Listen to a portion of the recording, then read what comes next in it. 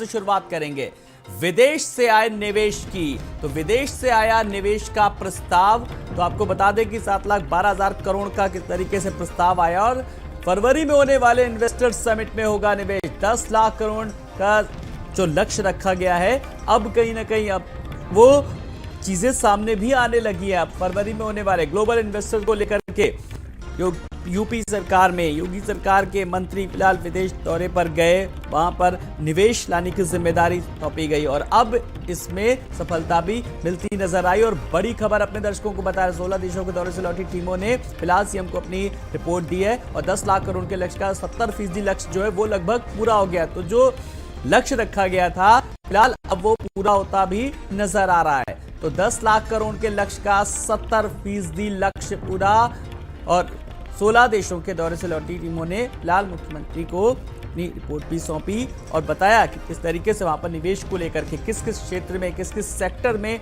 लोग उत्तर प्रदेश में निवेश करने के इच्छुक हैं और उन्होंने एक शुरुआत भी कर दी है।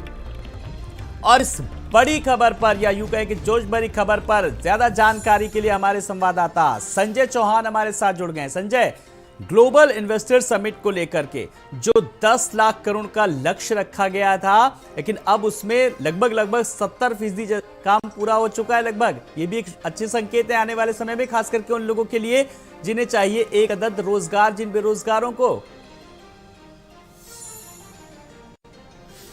बिल्कुल आलोक, जिस तरीके से तैयारियां चल रही थी ग्लोबल इन्वेस्टर समिट 2023 की, उस तैयारियों पर कहीं ना कहीं चार चांद लगते हुए नजर आ रहे हैं, क्योंकि 16 देशों के दौरे पर जो उनके दोनों डिप्टी सीएम समेत आधा दर्जन से ज्यादा मंत्री और विधानसभा के अध्यक्ष और 21 अधिकारी जिसमें मुख्य सचिव भी शामिल थे, तकरीबन 7.12 लाख करोड़ रुपए का जो निवेश का प्रस्ताव है वो यूपी आ चुका है। और यही वजह है कि कल सीएम योगी आदित्यनाथ ने उन तमाम टीमों के साथ में बैठक की और उन तमाम टीमों से जहां जहां जिन जिन देशों पर गए थे उनका प्रेजेंटेशन को सीधे तौर पर फिजिकली समझने का प्रयास किया कि आखिरकार ये निवेश कैसे और किस तरीके से यूपी को लाभ दे सकता है। और ये इसके साथ ही साथ आपको बताऊं कि जिस तरीके से सीएम योगी आदित्यनाथ ने लक्ष्य रखा था 10 लाख करोड़ का, उसका 70% जो लक्ष्य है वो लगभग पूरा होता हुआ दिख रहा है। अभी सीएम योगी आदित्यनाथ का विदेश का दौरा और उनके विदेशों में जो रोड शो है वो बाकी है।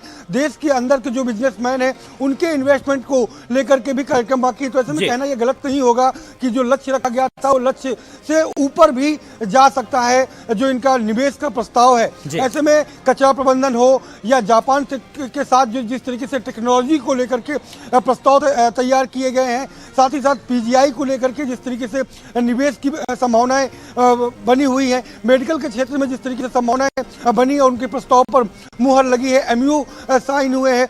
यहाँ के जो ट्रैफिक में किस तरीके से सुधार किया जाए उसको लेकर के भी विदेशों से एमयू साइन हुए हैं। तो ऐसे तमाम दर्जनों जो क्षेत्र हैं जहाँ पर निवेश के प्रस्ताव पर मुहर लगी है और कहीं ना कहीं ये जो बिल्कुल, और अभी आने वाले समय में कुछ और भी निवेश सामने आएंगे निवेशक। बहुत बहुत शुक्रिया लेकिन इस खबर के लिए। अभी आप संजय हमारे साथ बने रहिएगा। एक और बड़ी खबर पर रुक कर